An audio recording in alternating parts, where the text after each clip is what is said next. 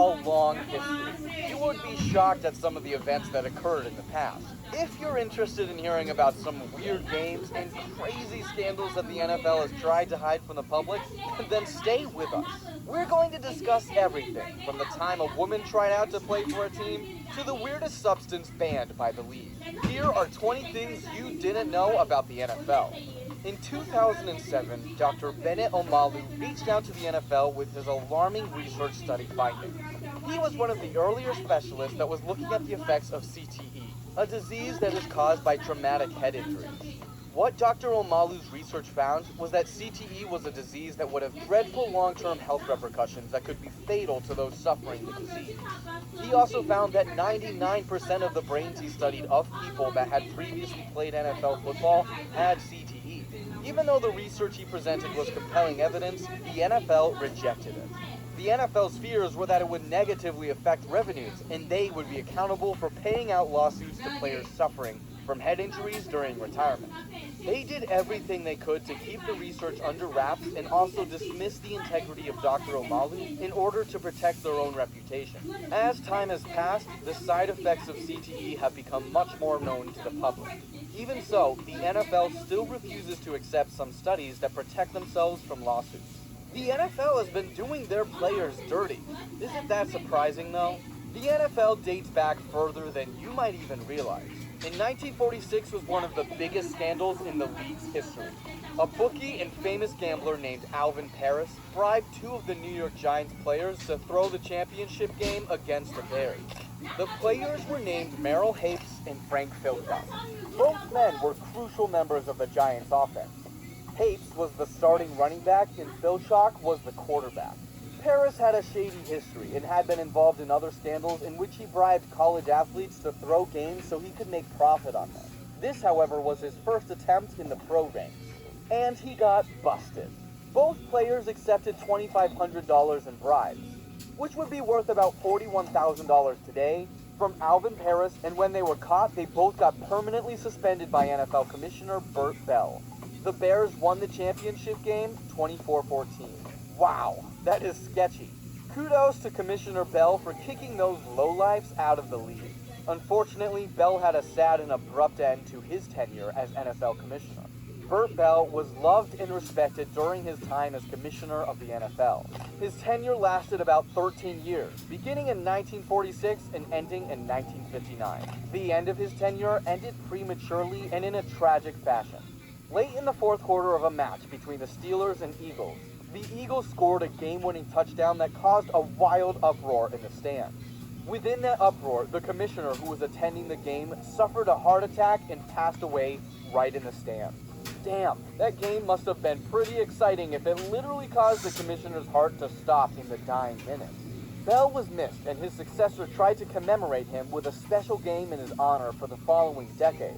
Pete Rozelle wanted to come up with an exciting way to improve the NFL while also paying homage to his successor, Commissioner Burt Bell. He thought that a third-place game between the two teams that lost in the conference championship games would be a captivating event that could give viewership in anticipation of the championship game. He named the event the Burt Bell Benefit Bowl. Unfortunately, the players forced to participate in the event hated it. Vince Lombardi described the game as a loser's bowl for losers and a hinky-dink football game held in a hinky-dink town played by hinky-dink players. Why don't you tell us how you really felt, Vince?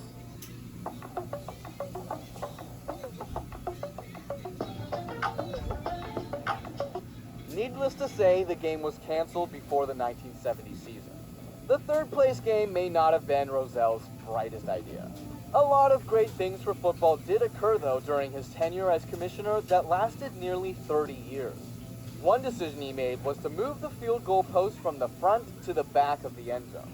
Believe it or not, for many years the field goal post used to be planted right on the goal line at the front of the end zone. In retrospect, it sounds insane. Players were being blindsided and crashed into the post, causing serious injuries. Not only that, but kicking field goals was particularly easy, which made teams less willing to take risks to score touchdowns. It wasn't good for the game. Taking all these things into consideration, Commissioner Rozelle decided to move the posts to the back of the end zone and raise them to prevent injuries and encourage teams to attempt more touchdowns. The ruling was a big success and was a major step towards the exciting version of the NFL that we get to watch today. Scoring touchdowns is hard enough. Forget about trying to avoid a giant metal object in the field. But you know what isn't hard? Subscribing to our channel. All you've got to do is click the subscribe button. So what are you waiting for? Do it. But you know what was really easy? Scoring points against the New York Giants in 1966. In 1966, a game was played between the Redskins and the Giants that saw so many scores you would think you were watching a basketball game. The Redskins won 72-41. Holy dynamite, was every play a touchdown? It wasn't the only disastrous game the Giants were involved in that season. Those losers only won one game in the entire year. Even though the game in 1966 was the highest scoring game ever, it wasn't the biggest blowout ever. That record is held by two teams who crushed their opponents into dust. The biggest blowout ever is tied between two teams, the 1976 Rams and the 2009 Patriots. Both teams pulverized their opponents 59-0.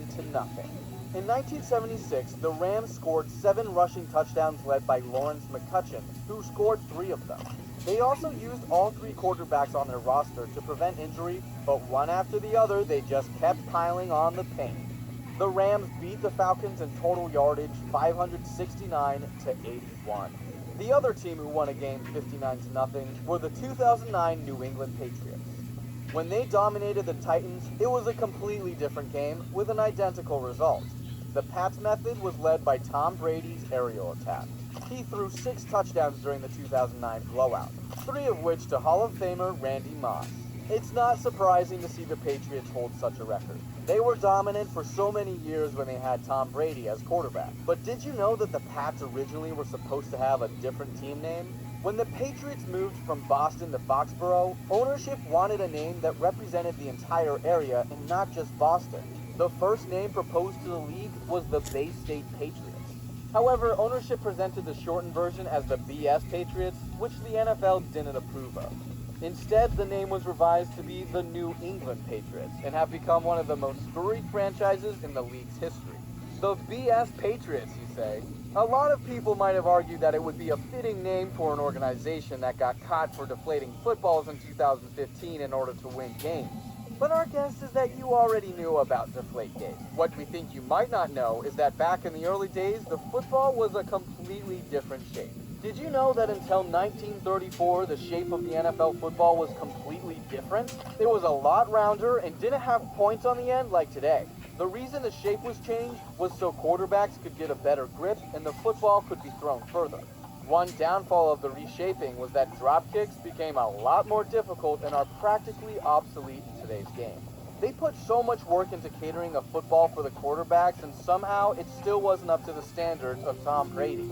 Even with knowledge of Brady's scandal, he is still considered the greatest player of all time. But maybe that's because most people don't know about the next player on our top 20 list. The NFL used to commonly use players in multiple positions, and it makes some sense. Could you imagine how good Aaron Donald would be on an offensive line, or Adrian Peterson would be as a blitzing linebacker? But guys just don't do it anymore. Maybe that's why you could argue that what Sammy Baugh did during his career makes him one of the best football players ever. In 1943, Baugh played QB, DB, and punted for the Washington Redskins. He led the league in both passing touchdowns and interceptions. He played one game against the Detroit Lions that may need to be considered the greatest game ever.